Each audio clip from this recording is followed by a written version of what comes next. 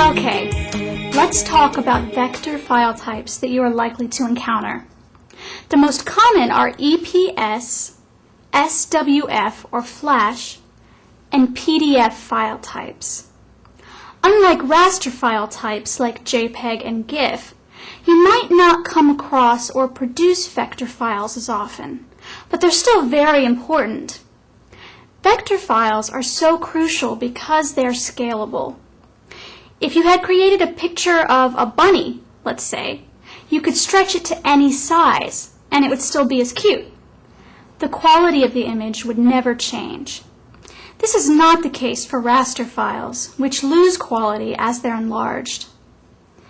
Because of scalability, vector graphics have the advantage of producing relatively small file sizes, even for really large graphics.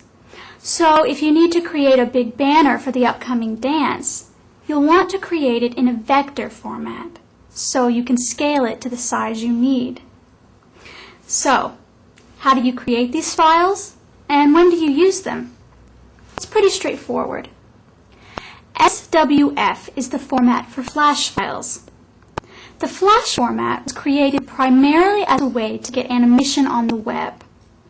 At the time, most animations on the web used raster-based graphics, and so both the files and the download times were huge. By creating vector-based animations, the files became much smaller and more usable on the web. The Flash file format has gotten very popular for everything from vector text to animating short movies. EPS files are encapsulated postscript files and are sometimes just called postscript or PS files. They've been around for quite some time, originating as a file type for fonts and expanding into documents. Many professional printers prefer this format, and you may have seen it if you've used a laser printer, maybe even in the name of your printer. The important things to know are that EPS is a fairly standard output format for many programs, used mostly as a format for printing, can be used as a way to share your file that you can scale and edit. Parts of the file can be non-scalable, like a document that contains text and raster graphics.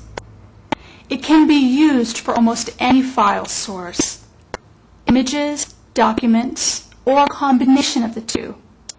Basically, if you can print it, then you can get it into this format, and it usually feeds PDF file creation. PDF, a relatively new format created by Adobe, stands for Portable Document Format. Similar to EPS files, they provide a mechanism for creating scalable files for almost any type of content. Again, if you take a document with text and raster images in it and make it into a PDF, the raster images will not be scalable beyond their normal maximum size. PDF has become a popular file format because it has a free reader that is supported on all computers and also well supported on the web. It's also nice that when creating a PDF file, you can choose if you want your file to be editable or not.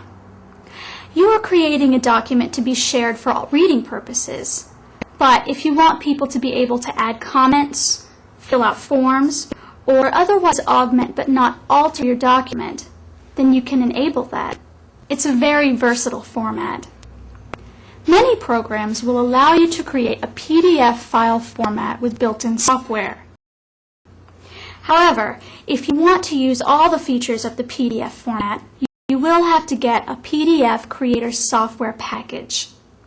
If you have the Adobe Acrobat software, then you can either use it to import a file and create a PDF, or you can use some other programs like Microsoft Word to print to Acrobat. That's right, it's in the print menu, but rather than printing to paper, it will create a PDF file. As you can see, each vector file type has its strengths and weaknesses, and knowing those allows you to make the best decisions for your vector file types.